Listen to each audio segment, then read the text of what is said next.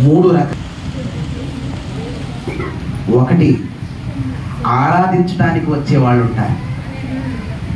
ఒకరెవరు? ఆరాధించడానికి వచ్చేవాళ్ళు ఉంటారు. రెండు, ఆశ కలిగి దేవుని వాక్యాన్ని వినడానికి ఆశపడి వచ్చేవాళ్ళు ఉంటారు. మూడోది, ఆశీర్వాదాల కొరకు వచ్చేటోళ్ళు ఉంటారు. ఎవరెవరు ఉన్నారు? మొట్టమొదటి వారు ఆరాధించడానికి వచ్చేవారు. రెండోది ఆశ కలిగి వచ్చేవారు. మూడోది ఏమి ఆశ కలిగి వస్తారు? అది రెండు రకాల ఆశలు ఉంటాయి. ఒకటి, వారికి కావలసిన దాని కొరకు, అంటే వారు దేవుని నుంచి ఏమి కోరుకుంటున్నారో దానిని ఆశించి అది తీరతదేమో అని వచ్చేవాళ్ళు కొంతమంది ఉంటారు. రెండోది, దేవుని వాక్యం పైన ఆశతో, వాక్యం వినాలని ఆశతో వచ్చేవారు కూడా కొంతమంది ఉంటారు. మూడో వారు ఎవరంటే ఆశీర్వాదాలు.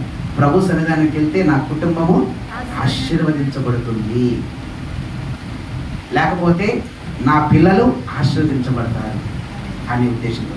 మీరు ఏ ఉద్దేశంతో ఇక్కడికి వచ్చారో ప్రభుతో మీరు తెలియచేయవలసిందిగా, లేక ప్రభుతో మీ హృదయాన్ని అప్పగించవలసిందిగా ఈ మధ్యాహ్న కాల సమయంలో కోరుతున్నాను. బైబిల్లో మనందరికీ కూడా కొన్ని సుపరిచితమైనటువంటి వాక్యాలు ఉంటాయండి. ఇందాక విజయ్ గారు చెప్తున్నారు, బ్రదర్ మా సంఘస్థులు చాలా మంచి వాళ్ళండి, మందిరానికి కట్టుబడి క్రమశిక్షణ కలిగిన వారు అని మరి మీ కొరకు మంచి సాక్ష్యాన్ని ఇచ్చారు. ఆమేన్. మరి కాబట్టి మీకు బాగా అలవాటైన వాక్యాలు కొన్ని మనం జ్ఞాపకం చేసుకుందాం. ఎవరైనా చెప్తారా? నాకు బాగా పరిచయమైన వాక్యం ఒకటి ఇది అని మీరు చెప్పగలరా? మనము బైబిల్లో బాగా పరిచయమైన వాక్యాలు కలిగి ఉంటాం. ఏమిటి చెప్పండి, ఒకటి రెండు చెప్పండి. ఓకే, మత్తయి సువార్త 7:7లో ఉంది, అడుగుడి మీకు. మనం మర్చిపోయారు ఏంటండి అది? అయితే నాకు ఒక ప్రశ్న వచ్చింది. ఏంటంటే అడుగుడి ఇవ్వడము అన్నారు కదా, మరి దేవుడు వాగ్దానం కదా, దేవుడు ఇచ్చిన వాగ్దానం. అసలు మనకు సరిగ్గా వాక్యం తెలియకపోతే ఏమడుగుతాం? రకరకాలు అడుగుతాం. పొరపాటుని ఏమండి, ఏమనుకోకండి, పొరపాటున ఆ రోజే ఒక కొత్తగా ఒక వ్యక్తి వచ్చాడు అనుకోండి, నాలాంటి వాడు, విజయ్ గారు లాంటి వాడు ఈ ప్రసంగం ఎత్తుకున్నాడు. ఏమి అడుగుడే మీకు? అయితే పాపం ఆయనకు మందు తాగే అలవాటు ఉందనుకోండి, ఏమడుగుతారు చెప్పండి? అడుగుతారా లేదా? ఎందుకంటే ఈ వాక్యం యొక్క లోతు అర్థం కాలేదనుకోండి. చాలా మంది బైబిల్ కూడా అలాగే చదువుతారు, కొంచెమే. ఇప్పుడు బైబిల్ని అపార్థం చేసుకునే వాళ్ళు అలాగే చదువుతారు. క్రైస్తవులు కూడా చాలా మంది క్రైస్తవులు అన్నీ చేస్తారు, అన్నీ చదువుతారు, కానీ బైబిల్ తప్ప అన్నీ చదువుతారంట, బైబిల్ మాత్రమే చదవాలి. సరే, ఈరోజు చూద్దాం. ఇదే వాక్యాన్ని ఆధారం చేసుకుని దీనికి లింక్ అయ్యే మరొక వాక్యం ఉంది. మత్తయి సువార్తికుడు ఒక చక్కటి వాగ్దానాన్ని మనకి ఇచ్చారు. ఆయన యొక్క సువార్త ద్వారా అడుగుడి మీకు ఇవ్వబడు. అయితే యోహాను సువార్తికుడు కూడా ఇదే మాట్లాడాలని ఇష్టపడుతున్నాడు. ఏ సువార్తికుడు అండి? యోహాను సువార్తికుడు. అయితే యోహాను సువార్తికుడు ఏం మాట్లాడుతున్నాడో చూద్దాం. యోహాను సువార్త 15వ అధ్యాయము 7వ వచనం ఒకసారి చదవండి.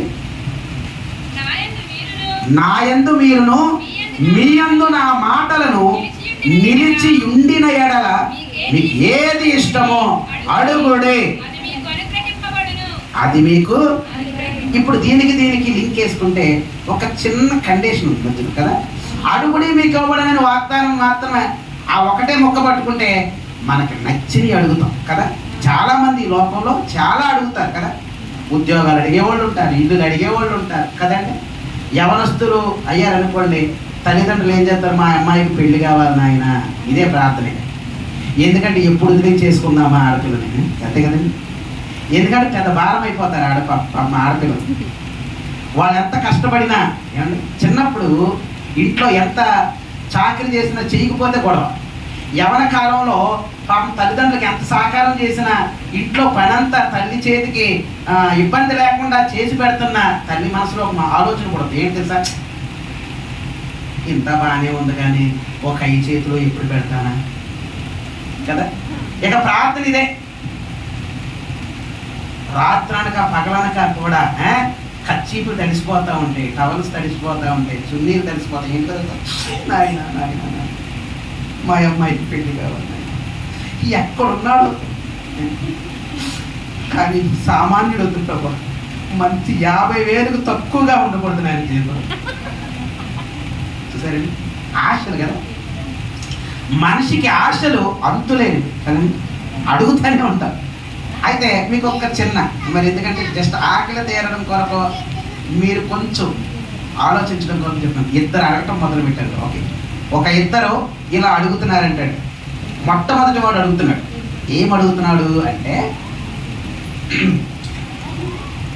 దేవుడిని అడుగుతున్నాడు. దేవుడా నాకు ఇల్లు కావాలి. దేవుడు ఏం చేశాడు? సరే ఎస్ ఓకే అన్నాడు.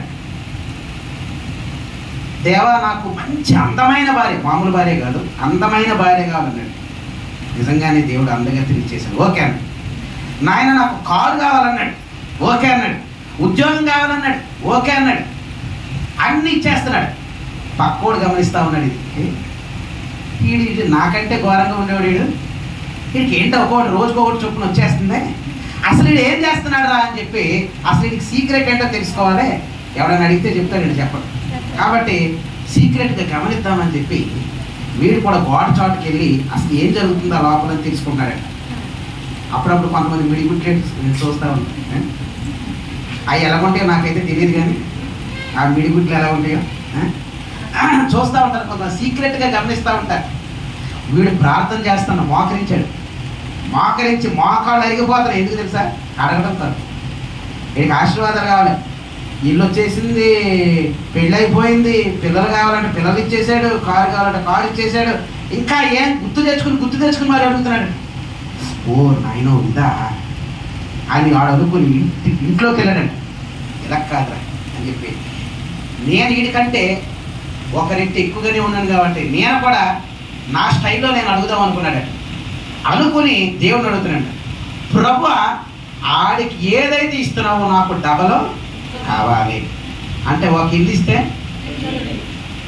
మరి ఒక భార్యని ఇస్తే అంతే కదా, ఒక పిల్లవాడిని ఇస్తే 2 పిల్లలు, ఒక కారు ఇస్తే అన్ని డబల్, మరి డబల్ అయిపోతాం. మొదటివాడు గమనించాడంటే ఈ సంగతి. వీడికి అంతుపట్టలేదు. అదే ఇదేంట్రా, నిన్నదాకా నేను టాప్లో ఉన్నాను, వీడిని డామినేషన్ చేసేసాను అనుకున్నాను నేను. ఈడేంటి డబల్ అయిపోతుంది, అసలు ఈడేం చేస్తున్నాడో చూద్దాం అనుకున్నాను. అసలు ఈడు సీక్రెట్ ఏంటో గమనించాలని ఈడు వెళ్ళాడు. ఈడు కూడా గోడ దగ్గరికి వెళ్ళి ఈడేం చేస్తున్నాడో అనేటువంటిది గమనిస్తా ఉన్నాడు. ఈడేం చేశాడంట, ప్రభా నా పక్కింటోడికి ఏదైతే ఇస్తున్నావో అది నాకు డబల్ కావాలి నాయన అడిగాడు. రైట్ అమ్మా నీ సీక్రెట్ ఇదా అని వీడెళ్ళి ఒకే ఒక ప్రార్థన చేశాడంట. ప్రభు నా 2 కళ్ళలో ఒక కన్ను తీసి అన్నాడంట. అంటే దీని అర్థం ఏంటంటే వీడి ఉద్దేశం ఏంటి, నాకు కన్ను పోతే నా పక్కోడికి 2 కళ్ళు పోవాలి. చూసారా ఎలాంటి ఉద్దేశాలతో అడుగుతున్నారు వీళ్ళంతా కూడా.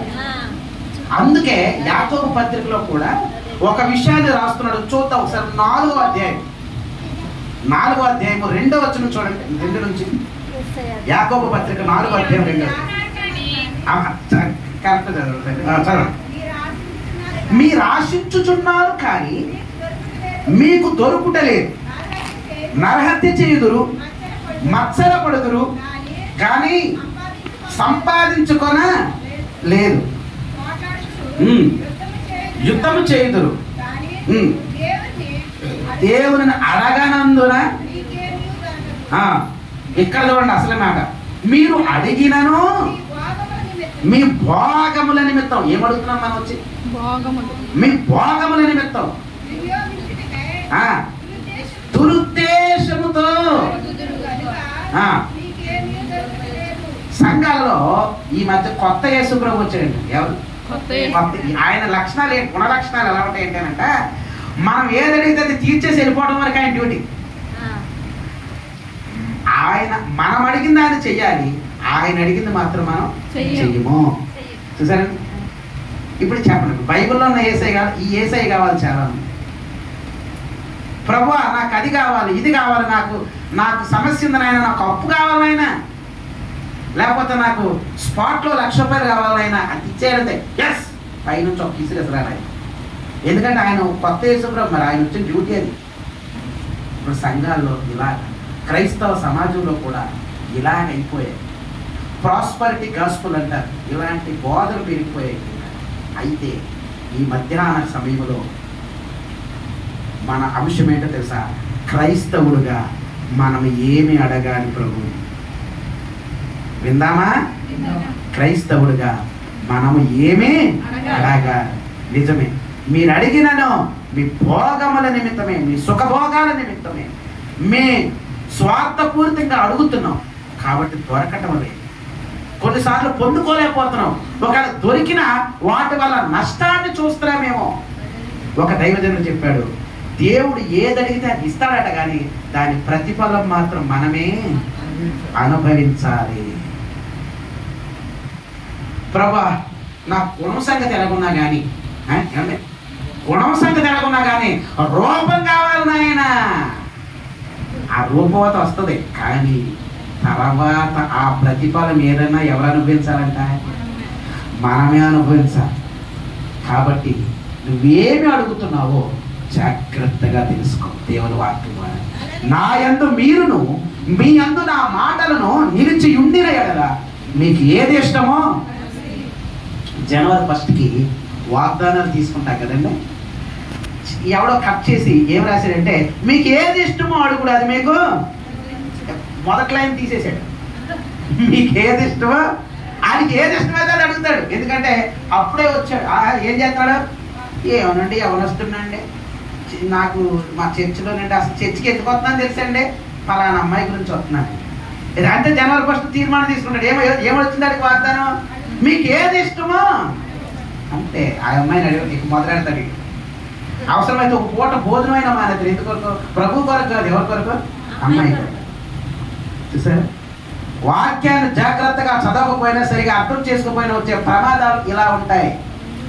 కాబట్టి ఈ ఉదయకాల సమయం లేక ఈ మధ్యాహ్న సమయంలో క్రైస్తవులుగా, క్రైస్తవురాలుగా, దేవుని బిడ్డలుగా మనం ఏమి అడగాలి?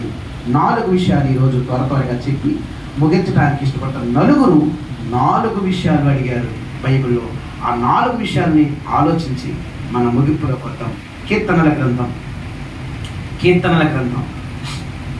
51వ కీర్తన 10వ చరణం చదువుకుందాం.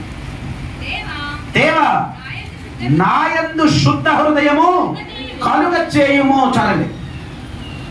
ఈ మాట ఎవరు అడుగుతున్నారంటే రాజైన దావీదు మాట్లాడుతున్నాడు. 50వ కీర్తన వరకు బాగానే ఉన్నాడు. 51వ కీర్తనలో వచ్చినడికి మారిపోయింది ఆయన ఉద్దేశం. ఏంటో తెలుసా? దేవా నాయందు శుద్ధ హృదయము కలుగ చేయి. ఎందుకు ఈ మాట అడిగాడంటే, ఈ మత్తయి సువార్త 5:8 చదవండి ఒకసారి. మత్తయి సువార్త 5:8. హృదయ శుద్ధి గలవారు ధన్యులు, వారు దేవుని చూచెదరు. ఆయన ఎవరిని చూడాలనుకున్నాడు తెలుసా? కళ్ళకింపైన విషయాలు, లోకాన్ని కాదు, కంటికి అందంగా కనిపించే వ్యక్తులను కాదు, కానీ ఆయనకున్న ఒకే ఒక గోలు ఏంటంట? దేవుని. ఇప్పుడు మనం ఎవరైనా అడిగారు, అమ్మ నీ గోల్ ఏంటంటే, నా గోల్ ఏంటి ఏమోనండి ఇంకే ఆలోచించలేదు. ఎందుకంటే మన గోలే అడ్డగోలే కాబట్టి ఏం ఆలోచించం. కాబట్టి దావీదుకున్న ఒకే ఒక గోల్ ఏంటో తెలుసా? ప్రభువును చూడాలని. అందుకే 23వ కీర్తనలో కూడా ఏమంటారు తెలుసా? చిరకాలము యెహోవా మందిరములో నేను నివాసము చేసేదను. 122వ కీర్తనలో కూడా ఒక మాట అంటాడు, యెహోవా మందిరమునకు వెళ్ళేది మన జనులు నాతో అన్నప్పుడు నేను సంతోషించి తిని. అంటే దేవునితో బంధం అది కోల్పోయాడు ప్రియులారా. ఎందుకో తెలుసా? ఒకే ఒక పాపం చేసి, ఒక్క పాపం ద్వారా దేవునికి ఆయనకున్న వ్యక్తిగత బంధాన్ని కోల్పోయాడు. దావీదు ఎన్నో గొప్ప విజయాలు సాధించాడు. దావీదు ఎన్నో కదా దేవుని కొరకు మందిరాన్ని కట్టించడానికి ఇష్టపడ్డాడు. దావీదు ఎంతో మందిని సంపాదించుకున్నాడు. దేవుని హృదయానుసారులుగా బ్రతికాడు.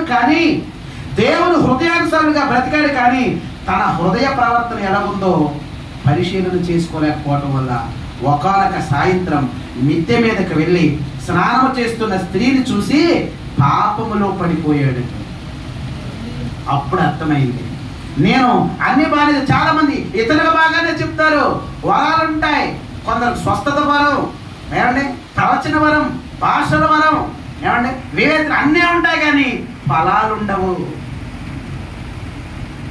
ఒక ఆవిడ భాషలు మాట్లాడుతున్నాడు ఒకసారి, పాస్టమ్మ గారు. ఆవిడ ఎవరండి? ఆవిడ పాస్టమ్మ గారు. లోపల చర్చిలో మామూలుగా అసలు ఆవిడకి తప్ప అలాంటి భాషలు ఎవరికి రావేమన్నట్టు. కానీ బయటికి వెళ్ళిన తర్వాత భాష మారిపోయింది. ఏం మారిపోయింది? బయటికి వెళ్ళిన తర్వాత గొడవ వచ్చింది, అప్పుడు మారిపోయింది భాష. మన భాషలు ఎలా ఉంటున్నాయో కదా. క్రైస్తవ బిడ్డలారా, దేవుని బిడ్డలారా, సంఘ బిడ్డలారా, సహోదరులారా, నా ప్రియమైన అక్కలారా, చెల్లెలారా, మన భాషలు ఎలా ఉన్నాయి? క్రైస్తవులుగా జగడం రాగానే నోటిని ఎలా వాడుతున్నావో కదా. ఇప్పుడు కొంచెం ఇంటింటికి పైపులు వచ్చేసినాయి కానివ్వండి. ఒకప్పుడు కుళాయిలు ఉండేయండి, వీధి కుళాయిలు. ఇప్పుడు ఇక్కడ మన విలేజ్లో ఉన్నాయో లేవో? అవి ఉన్నాయండి. ఇంకా వీధి కుళాయి కాడ నీళ్లు పట్టుకునే జాబితా ఉన్నారా? ఎవరి కుళాయాలకు వచ్చేసిందా? ఏమండి ఎవరి దానికి వచ్చేసిందా? దేవుని స్తోత్రం. ఒకప్పుడు మామూలు కాదు, వీధి కుళాయిలు కాడ. నేను అంటే ఒక విషయాన్ని, ఒక ప్రిడిక్షన్ చెప్తాను. ఎలా అంటే, ముందెళ్ళి ఈవిడ బిందె పట్టుకుంది అనుకోండి, ఆవిడ అటు ఇటు చూసి బిందె తీసేసి ఇంకొక ఆవిడ బిందె పెట్టేసింది. ఏక గొడవ చాలు, బిందులతో కొట్టేసుకునేవారు కొంతమంది, దెబ్బలాట్లు. అలాగా ఒక ఆవిడ ఏం చేసిందంటే, ఒక క్రైస్తవురాలు దేవుని మందిరానికి వెళ్తూ ఉండేది. దేవుని వాక్యం శ్రద్ధగా వింటుందండి. వింటూ ఉంటే ఒక పాస్టర్ గారు చెప్పారు, అమ్మా నీ నోరు జాగ్రత్త. ఏమన్నాడు ఆయన? నీ నోరు జాగ్రత్త. నిన్ను ఎవరు ఏమి తిట్టినా సరే స్తోత్రం అని అన్నాడు. ఎవరేం తిట్టినా. అయితే ఆ సాయంకాలం మళ్ళీ కుళాయి దగ్గరికి వెళ్తాను. కుళాయి దగ్గరికి వెళ్తే పక్క ఆవిడ బిందెల కాడ ఈవిడితో గొడవకి దిగింది. పొద్దునే గొడవ అయింది కదా, నా ముందే పట్టుకోవాలి నువ్వు అని చెప్పి ఇక తిట్టు కూడా తిడుతుందండి. ఆవిడకి ఎన్ని బూతులు అయితే తెలుసో. మొదటి ఈవిడ ప్రతి బూత్కి ఏమంటున్నాడు? స్తోత్రం అంటుంది. ఏమంటుంది? స్తోత్రం అంటుంది. ఇక ఆవిడ ఎన్నైనా తిట్టనియండి, మరి క్రైస్తవురాలు కదండి, ఆ మాత్రం ఉండాలి కదా, తిట్టుకుంటుంది. స్తోత్రం అంటుందండి ఈవిడ తిట్టి కొంతసేపు తిట్టిన తర్వాత అలిసిపోయి ఒక అనుమానం వచ్చిందండి. ఒరే, నేను ఇన్ని బూతులు తిట్టాను, ఈవిడ స్తోత్రం అంటుంది, అసలు నేను తిట్టిన బూతుల కన్నా పెద్ద బూత్ అయి ఉంటుంది ఇది అనుకుందండి. అప్పుడు మొదలెట్టినాడు, ఒసేయ్ మీ అమ్మకు స్తోత్రం, ఒసేయ్ మీ నాన్నకి స్తోత్రం, మీ అక్కకి స్తోత్రం అని మొదలెట్టిందండి. ఇక ఇంతలో ఒక పాస్టర్ గారు వచ్చారు. ఏంటమ్మా పరిస్థితి అంటే, జరిగిన విషయం అంతా చెప్పగానే ఆయన అన్నాడు, మీ ఇద్దరిని బట్టి దేవునికే స్తోత్రం అని అంటాడు. హల్లెలూయా. కాబట్టి మన భాషలు ఎలాగున్నాయి కదా. దేవా నా యందు శుద్ధ హృదయం కలిగితే, హృదయంలో శుద్ధి లేకపోతే నీ షో ప్రభు గమనించడా?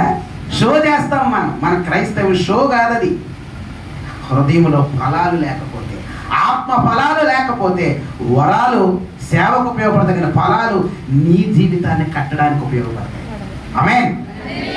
కాబట్టి ఈ మధ్యాహ్న సమయంలో నీవు ఫలములు కలిగిన దానిగా ఉండాలి. ఫలాలు నీలో నుండి రావాలి. ఫలించని అంజూరపు చెట్టు అది ఏం చేయబడింది తెలుసా? అది తీసివేయబడింది. అది పైకి ఏమండి యేసు ప్రభు వెళ్ళినా కూడా అది ఏం చేస్తుంది తెలుసా? ఫలాలు లేకుండా అది ఏం చేస్తుందంట? పైకి అది ఆకులు ఉన్నాయి దానికి. ఇక నువ్వు ఎన్నటికీ ఫలించు. నా ముందే నీ నాటకాలు సాగుతాయి అనుకున్నావా? అంతే. ప్రభు దగ్గర క్రైస్తులండి ప్రభు అంటే నీ నటన, నీ వేషధారణ కన్నీరు ప్రభు దగ్గర సాగదు ప్రియులారా. ఈ మధ్యాహ్న సమయంలో దావీదు అడుగుతున్నాడు, దేవా నా యందు శుద్ధ హృదయం కలిగించు. ఎందుకంటే నిన్ను చూడలేకపోతే నా బ్రతుకు వ్యర్థము నాయన. ఈ లోకంలో నేనున్నాను, నువ్వు రాజ్యం ఇచ్చావు, అన్నీ ఇచ్చావు, కానీ నా కళ్ళకు ఏమైపోయింది? పొర కమ్ముకుపోయింది, నా హృదయం చెడిపోయింది. నా పరిస్థితి మారిపోయింది.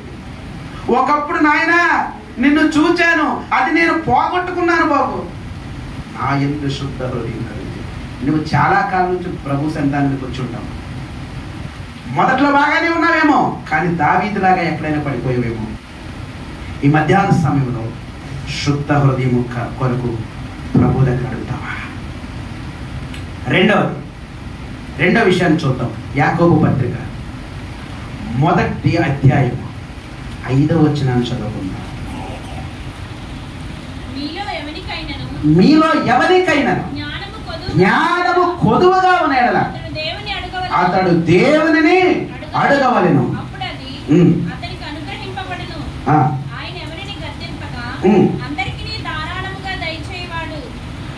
మనకి 2 రకాల జ్ఞానం కనిపిస్తుంది. ఏంటంటే ఒకటి లోక జ్ఞానము, 2 దైవిక జ్ఞానము.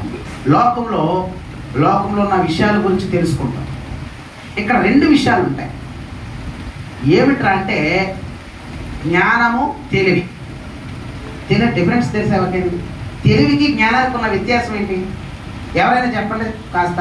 అంటే అది ప్రతి ఒక్కరిలోనూ పుట్టుక నుంచే వస్తుంది. తెలివి అనేది, తెలివితేటలని పుట్టుక నుంచే మనలో ఉంటాయి. ఆ తెలివి ఉపయోగించడానికి వాడే ఆయుధమే జ్ఞానం. సబ్జెక్ట్ జ్ఞానం అంటే నాకు తెలివి ఉండొచ్చు, కానీ నాకు జ్ఞానము లేకపోవచ్చు. కాబట్టి అంటే జ్ఞానము లేనివాడా, సామెతల గ్రంథంలో అంటాడు, జ్ఞానము లేనివాడా నా యొద్దకు వచ్చి నేర్చుకో. అది ఎలా వస్తుందిరా అంటే యెహోవా యందు భయభక్తులు కలిగి ఉండుటయే జ్ఞానమునకు మూలము. కాబట్టి ఇక్కడ యాకోబు చెప్తున్నాడు, మీరు ఎవరికైనా జ్ఞానం పొందమని. తెలివి ఉంది అందరికీ, కానీ జ్ఞానం లేదు. జ్ఞానం లేకపోవటం వల్ల చాలా తెలివి ఉండొచ్చు, చాలా ఉండొచ్చు, బాగా చదువుకుని ఉండొచ్చు, కానీ నీవు ఇంకా ఆ ఆచారాల్లోనే పడిపోయి ఉన్నావు కదా. మీరు చదువుకున్న వాళ్ళు ఒకసారి గట్టిగా హల్లెలూయా చెప్పండి. ఇంకా నిజమేనా? బాగా చదువుకున్నారా? తెలివైన వాళ్ళేనా మీరందరూ? జ్ఞానం కలిగిన వాళ్ళేనా? ఎవరు అనుకుంటా అంటున్నారు?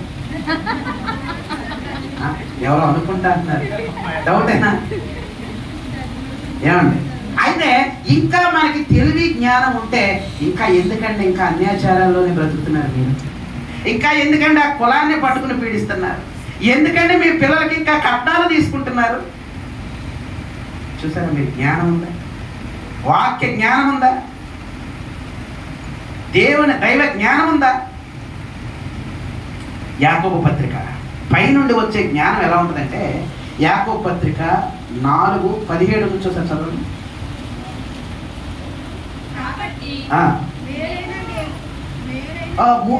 ఒక్క నిమిషం 3:17 3:17 పైనుండి వచ్చు జ్ఞానము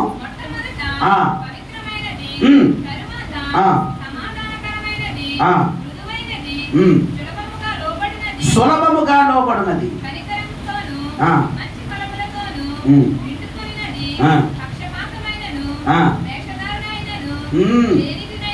చూసారండి? పైనుండి వచ్చే జ్ఞానం ఎలా ఉంటుంది? దేవుని జ్ఞానము ఈ లోకములో నిన్ను దేవుని కొరకు బ్రతికేదానిగా చేస్తుంది. హల్లెలూయా! నేను పరలోకానికి నడిపించేదిగా ఉంటుంది. ఆ జ్ఞాన గ్రంథమే బైబిల్. హల్లెలూయా! మీరు రోజు ఈ వాక్యాన్ని చదవాలి. చూడండి, నా చేతిలో ఏముంది? ఫోన్ కదా. 2 ఉన్నాయి. బైబిల్ను ఫోన్ ప్రక్కన పెట్టి, ఫోను ఏమండి అందరి దగ్గర ఉంది కదండి. చాలా మంది బైబిల్ తెచ్చారా, సెల్ ఫోన్లు తెచ్చారా? చాలా మంది సెల్ ఫోన్లు తెచ్చి బైబిల్ చదువుతున్నానని వంక మీద వాళ్ళోడికి చాటింగ్లు చేసుకునేవాళ్ళు ఉంటారు. ఏంటంటే బైబిల్ చదువుతున్నామని అన్నట్టు. ఫోన్లో కూడా బైబిల్ ఉందండి. ఫోన్లో బైబిల్ కాదు, బైబిల్ గ్రంథాన్ని మోయాలి క్రైస్తవులుగా. పాత నిబంధనలో మందసాన్ని మోయిండ్రా అంటే కొత్త బండి మీద కట్టించినందుకు ఒక ప్రాణం పోయింది. బైబిల్ గ్రంథాన్ని మనం ఏం చేయాలి? తెచ్చుకోవాలి. సిగ్గుపడకూడదు. సెల్ ఫోన్లో ఉంది కదా అని కాదు. ఈ సెల్ ఫోన్కి బైబిల్కి తేడా ఏంటంటే, ఈ సెల్ ఫోను మనం ఈ లోకంలో ఈ లోకమంతటిని కూడా మనకి చూపించడానికి ఈ సెల్ ఫోన్ ఉపయోగపడుతుంది. అర్థమైందండి? ఈ ఫోను వాడకం ద్వారా ఈ లోకంలో ఎక్కడ ఏముందో తెలియడానికి, లోకమంతటినీ కూడా మనం తిప్పడానికి, లోకమంతటినీ కూడా మన కంటికి చూపించగలిగిన సత్తా ఈ సెల్ ఫోన్లో ఉంది. కానీ బైబిల్లో నిన్ను పరలోకానికి నడిపించగలిగినటువంటి జీవవాక్యం ఉన్నది. హల్లెలూయా. మరి ఏది కావాలి? బైబిల్ కావాలా వద్దా?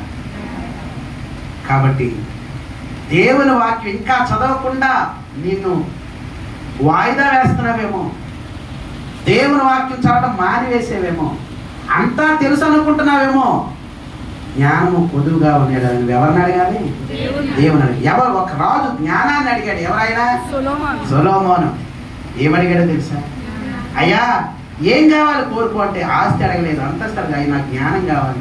నేను ఈ రాజ్యాన్ని, ఈ దేశాన్ని నేను పరిపాలించగలిగిన జ్ఞానం నాకు లేదు నాయన, నాకు నువ్వు అది ఇస్తే చాలు, బుద్ధి వివేకములు కలిగినటువంటి ఆత్మ కావాలి నాకు.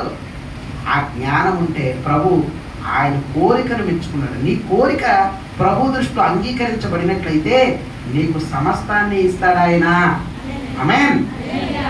కాబట్టి ప్రియమైన వాళ్ళారా, రెండవదిగా జ్ఞానాన్ని కోరుకోవాలి. మొట్టమొదటి ఏం కోరుకోవాలి? శుద్ధ హృదయము. ఏమడగాలి? దావీదు అడిగాడు. రెండు సొలొమోను అడిగాడు. జ్ఞానము కావాలి ఆయన. మూడోది లూకా సువార్త 11వ అధ్యాయం 1వ వచనం. ఆయన మరి ఒక చోట ప్రార్థన చేయుచుండగా ఆయన శిష్యులు, ప్రభువా యోహాను తన శిష్యులకు నేర్పినట్లు మాకును ప్రార్థన చేయ నేర్పమని ఆయనను అడిగారు. ఏమడిగారంటే మూడోది, చిన్నప్పుడు నేను క్రిస్టియన్ స్కూల్లో చదువుకున్నానంటే, మీ అందరికీ నర్సాపురం అందరికీ తెలుసు కదా, నర్సాపురం బ్లైండ్ స్కూల్లో చదువుకున్నాను. అయితే నేను స్కూల్కి వెళ్ళేటప్పటికి కొద్దో గొప్ప ప్రార్థన అవ్వచ్చు కొంచెం. కానీ ప్రార్థన రాలేని వాడికి ఏం చేసేవాడు అంటే మేమే నేర్పాల్సి వచ్చేది. మేము ఏం చెప్తే వాళ్ళని చెప్పు అలా అలా అలా అలా నేర్చుకున్నాడు. ఎవరైనా ప్రార్థన చేయాల్సిందే, క్రైస్తవుడైనా కాకపోయినా సరే, అక్కడ రూల్ అది. అయితే ఇక్కడ శిష్యులు అడుగుతున్నారు, ప్రార్థన చేయలేదు, ప్రార్థన కూడా మనం నేర్చుకోవాలంటే, ప్రార్థన కూడా నేర్చుకోవాలి. ఎస్, నేర్చుకోవాలి. మనం ఏంటి ఎవరితో ఎలా మాట్లాడాలో, లోకంలో ఏమంటారు, ఓరే ఎవరితో ఎలా మాట్లాడాలో తెలియదేంట్రా నీకు అంటారు. ఎలా పడతారో మాట్లాడాలి. ఇప్పుడు ఎమ్మెల్యే గారు కానీ ముఖ్యమంత్రి గారు కానీ వచ్చారనుకోండి మన దగ్గరికి, ఎలా మాట్లాడాలి మనం? చాలా వినయం, చేతికి భయపడుతూ, అసలు నోట మాట వస్తుందా మనకు అనుకోవాలి. ఎందుకంటే ఎలా మాట్లాడాలో మనకి. ఒకవేళ ఓ ముఖ్యమంత్రి ఇలా రా, ఇలా కూర్చో, బాగోదు కదా అది మాట్లాడే విధానం. కానీ ప్రియులారా, అసలు మనం ఎలా ప్రార్థన చేసినా మన ముద్దు ముద్దు మాటలు వినడానికి ఇష్టపడుతున్నాము మన దేవుడు. హల్లెలూయా. మరి నీవు ప్రార్థన నేర్చుకోవాలి. శిష్యులు అడుగుతున్నారు, అయ్యా మాకు ప్రార్థన ఎలా చేయాలో మంచి కోరిక, దేవుడు యేసు ప్రభు వారికి అంగీకరించదగిన కోరిక, ఎలా ప్రార్థన చేయాలో చెప్తున్నాడు. ఏమన్నాడు తెలుసా? చదవండి ఒకసారి.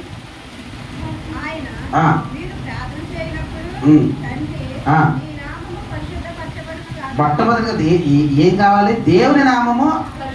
అంటే అదేనా ఏమైంది? అదేనా పాడైపోయిందా? కాదు. మరి ఎందుకు మళ్ళీ ఆయన నామం కొత్తగా పరిశుద్ధపరచబడమండి? దానిని కదండి మలినము తెస్తున్నాము అంటే నిన్ను బట్టి నన్ను బట్టి మన వల్ల ఆయన నామం ఏమవుతుంది? మురికి అవుతుంది. వైట్ బట్ట వేసాం అనుకోండి, బట్ట దానికి అదే మురికి అవుతుందా? అవదు. కానీ దాని మీద మన చేతులు నోట్లో పెట్టుకుని ముక్కులో పెట్టుకుని ఏదైతే అవుతుందా లేదా? మనం కూడా ఆయన నామాన్ని ఏం చేస్తున్నాం? పరిశుద్ధమైన ఆయనకు మనం ఏం చేస్తున్నాం? మురికిని, మన పాపాల ద్వారా ఆ నామాన్ని ఏం చేస్తున్నాం?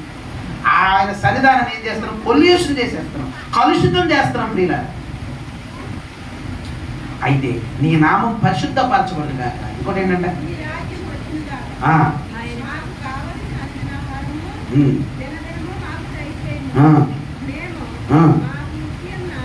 మాకు వచ్చి ఉన్నా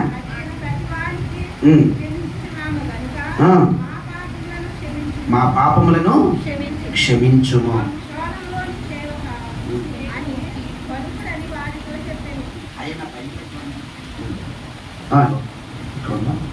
దేవుని స్తోత్రం. ఇక్కడ ప్రార్థనకు ఒక క్రమశిక్షణ ఉంది. మనం కూడా ప్రార్థిస్తాం, నాయన నాయన నాయన తండ్రి తండ్రి నాయన ప్రభు నా పక్కింటి వాళ్ళు జీవించండి, నన్ను కాపాడండి. నిన్న సాయంత్రం నా పక్కింటి ఆవిడకి నాకు గొడవ అయింది, ఆయన తీర్పు తీర్చిన ఆయన ఏంటంటే ఎవరికి తీర్చాలి తీర్పు తీర్చిన ఆయన, తేడా వస్తే ఆమెను ఒక్కసారి దృష్టించిన ఆయన కదా. అసలు మనం ఎందుకు చాలాసార్లు మన అవసరాల కొరకు ఏదో మనకు బాధ ఉందనుకోండి, లేకపోతే మన పిల్లలకి ఆకలి ఉన్నా, లేకపోతే మనకి ఏదైనా అవసరమైన కన్నీరు ఆటోమేటిక్గా వచ్చేది. కానీ మనం చేస్తున్న ప్రార్థన అసలు మనం ఎలా చేస్తున్నాం ఎప్పుడు గమనించి. ఇంకొక చిన్న తమాషా జోక్ ఏంటంటే, కొంతమంది ఒకరిని చూసి ఒకరు చేస్తాడు ప్రార్థన. ఎలా తెలుసా? ఇప్పుడు పక్కన ఈ సిస్టర్ కన్నీరు గార్చింది అనుకోండి, ప్రార్థన చేస్తారు. ప్రార్థన చేయమన్నారు పాస్టర్ గారు, ఇద్దరు సహోదరులు ప్రార్థన చేయమన్నారు అనుకోండి. మొదటి సహోదరి ప్రార్థన మొదలెట్టింది. పాపం నిజంగానే ఆవిడ కన్నీరు గార్చి ప్రార్థన చేసింది. ఆవిడకి దేవుడు ప్రార్థన అర్పించాడు. రెండో ఆవిడ కూడా పాపం ఆ రోజు వరకు ఆవిడ ఎప్పుడు కన్నీరు గార్చలేదు అసలు. కానీ మొదటి సిస్టర్ ప్రార్థన చేసింది కదండి. ఇప్పుడు నేను కూడా కన్నీరు కార్చకపోతే పాస్టర్ గారికి దొరికిపోతాను కావాలని అప్పుడు కన్నీరు కార్చినట్టు ప్రాక్టీస్ చేస్తుంది. ఈ కన్నీటి ప్రార్థన కూడా పెద్ద కాంపిటీషన్ వెళ్ళిపోయింది ఈ రోజుల్లో. ఇలాంటి ప్రార్థనలు, రకరకాల ప్రార్థనలు. కొంతమంది గట్టిగా మాట్లాడదు కానీ ప్రార్థన చేయమంటే అసలు బయటికి వినపడదు. మైక్లో పెట్టిన మొత్తం వాల్యూమ్ మొత్తం పెట్టినా సరే రాదు అది బయట. మా చర్చిలో 7 ప్రార్థనలు చేపిస్తారు. చేపించిన ప్రార్థన చేయండి అన్నమాట కొంతమంది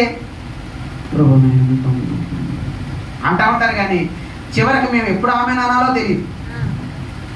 జాగ్రత్త. అందుకే ప్రభు దగ్గర అడగవలసింది ఏంటో తెలుసా? ప్రార్థన చేయ. మనము దేని తర్వాత ఎలా ప్రార్థన చేయాలి కదా. తింటాం విషయంలో సిస్టమేటిక్గా తింటాం కదా. ముందు ఎవడైనా పెరిగేసి తింటాడా కదా. కూరతో మొదలెడతాం, తర్వాత సాంబార్ పెడతాం, తర్వాత ఆఖరిలో పెరిగేసుకోం. అంతేగాని ముందే ఎక్కడ పెరిగిపోయామ్మా అని పెరుగు పోసుకుని సాంబార్ రివర్స్గా చేసాం అనుకోండి, అది తింటే ఎలా ఉంటుంది? తినబుద్ధి వేస్తుందా మనకి? మరి ప్రార్థన కూడా అంతే, మనకు నచ్చినట్టు చేసేస్తున్నాం. దేవుడు మాత్రం పాపం ప్రేమామయుడు కనుక అసలు ఎలా ప్రార్థన చేసినా సరే మన అవసరాలు అర్థం చేసుకుంటున్నాడు ఆయన. అయ్యో నన్ను అడగబోతుందని అంటున్నాడు. ఎందుకో తెలుసా? అసలు నువ్వు ప్రార్థన చేయడమే కావాలి ఆయనకి. హల్లెలూయా. చాలా మంది అసలు ప్రార్థన చేయరు. అసలు మనం ఎప్పుడైనా నా కూతురు నా కొడుకు ప్రార్థన చేస్తారేమో అని గమనిస్తూ ఉంటాడట ఆయన. కానీ మనం మాత్రం ఒక్కసారి కూడా తలండి. 6 అయ్యిందంటే ఇక టీవీ దగ్గర కూర్చుంటే చాలు. ఇక ప్రార్థన ఏమైపోతుందో తెలియదు, బైబిల్ ఏమైపోతుందో తెలియదు, అట్లా దేవుడు ఏమైపోతాడు కదండి. ఇక 9 గంటల దాకా కూడా దానికి ఏముండదు, ఆప్టింగ్ ఉండదు. ఇక కరెంట్ పోతే ఇన్వర్టర్లోనే సిస్టర్ గారు కరెంట్ సంగతి ఏముంది, ఇప్పుడు ఇన్వర్టర్లో కూడా వాడేస్తాం కదా. ఎందుకంటే ప్రతి ఇంటికి వచ్చేసి మాకు ఇన్వర్టర్ కొనుక్కుందామంటే మా అమ్మోళ్ళు అడ్డగించడం వల్ల ఈ వేసవకాలంలో మా చుక్కలు కనపడుతున్నాయి. ఎప్పుడప్పుడు కరెంట్ పోతే చాలుగా ఆ వేడికి మేము తట్టుకోలేకపోతాం. కానీ టీవీ సీరియల్ మీద ఆశ కలిగినోడు అవసరమైతే ఏమి లేకపోయినా 4 రోజులు భోజనం లేకపోయినా ముందు ఇన్వర్టర్ కూడా కట్టుకుంటాడు. ఎందుకంటే ఆ సీరియల్లో ఏమవుతుందో తెలియదు. టెన్షన్ కదండి. మెడ మీద కత్తి పెడతాడు, చంపుతాడో లేదో తెల్లారి. కాబట్టి అలాగ బానిస అయిపోతున్నాం. కానీ నీ కొరకు నా కొరకు ప్రాణం పెట్టి నిన్ను నన్ను ప్రేమిస్తూ నీవు నేను పొందవలసిన మరణాన్ని జయించి తిరిగి లేచి నీకు నాకు నిత్య జీవాన్ని ఇస్తున్న ఆ యేసయ్య కొరకు నువ్వు కొంచెమైనా సమయం ఇవ్వలేకపోతే అసలు నీవు క్రైస్తవుడు కానీ